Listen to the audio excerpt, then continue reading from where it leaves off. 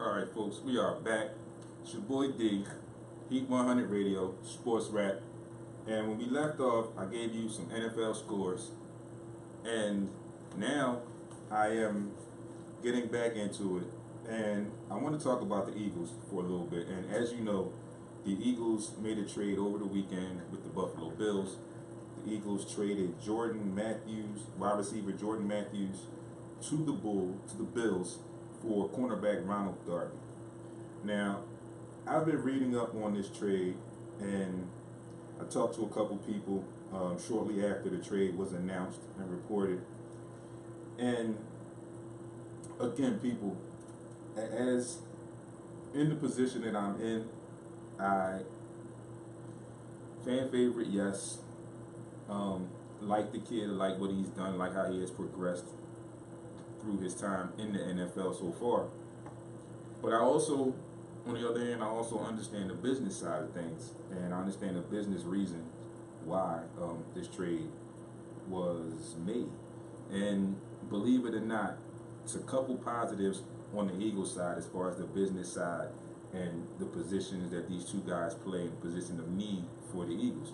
So the Eagles got something in the position that is a much needed fixer-upper, if you will, for them.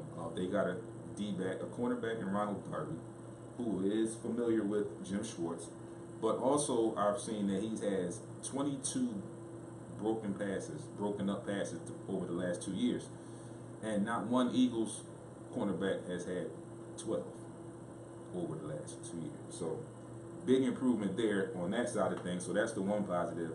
Second positive for the Eagles is the business side. The fact that Jordan, I keep getting his name mixed up a lot. Jordan was in his contract year. He was up for a new contract, like we say, he's in a contract year. And the Eagles have just recently signed Torrey Smith to a 3-year deal. They signed Alshon Jeffrey for 1 year on a make good contract, if you will. I think Alshon's going to make good on that contract.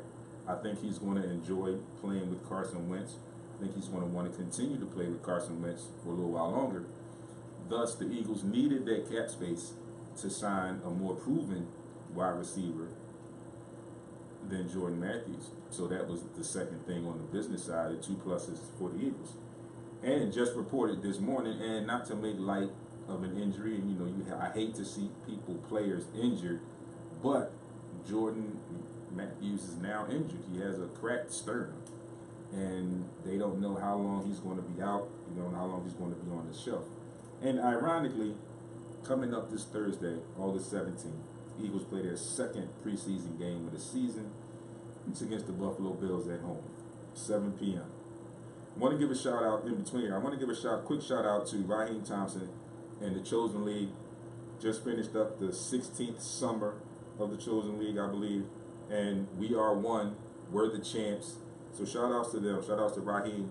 Shout outs to We Are One for winning that championship. Also, another spot note, 2K18 is featuring the basketball court, the home basketball court of the Chosen League in their video game.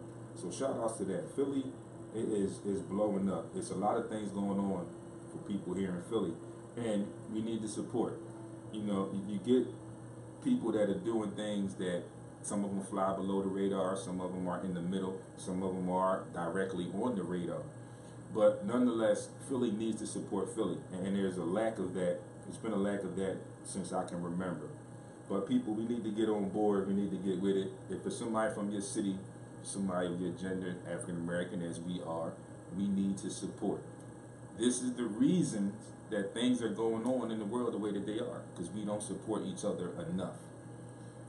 Okay. Now, I want to get into the Colin Kaepernick thing, the politics in sports, and I'm going to tie this into the events in Charlottesville, Virginia over the weekend. Just to tick you off, if you have not been aware, if you are not aware, over the weekend there was a protest, a neo-Nazi protest on the University of Virginia campus, which ultimately turned violent. I witnessed the one incident where the people drove the car into, plowed the car into a group of people, hit a few cars, injured lots of people.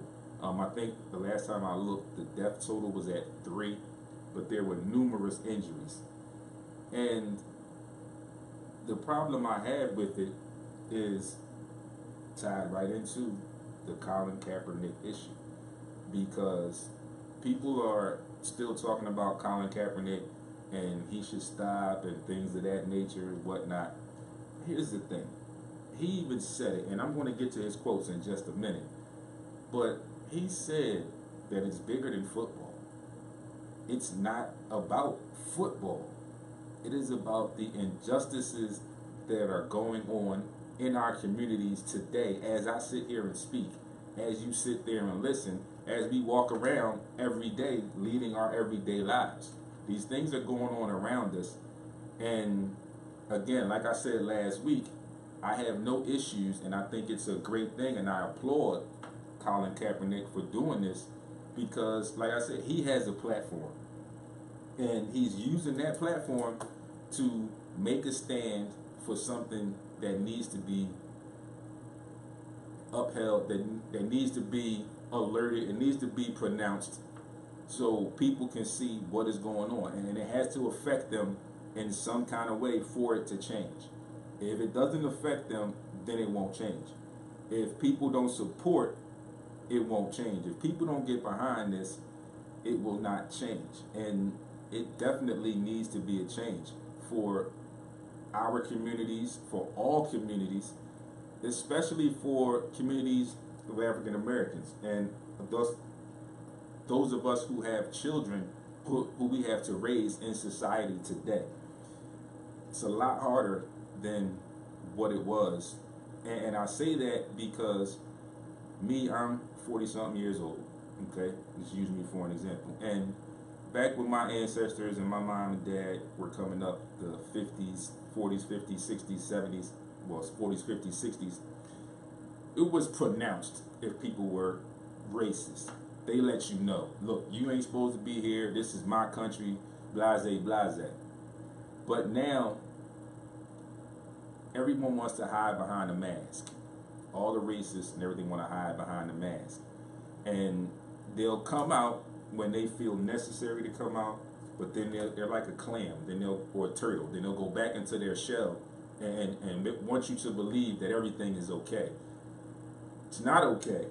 It's not going to be okay until more people who have a platform, or more people in general, and especially people who have a platform, begin to stand up for what's right in our communities. Me being myself and me having this platform, I intend to do so.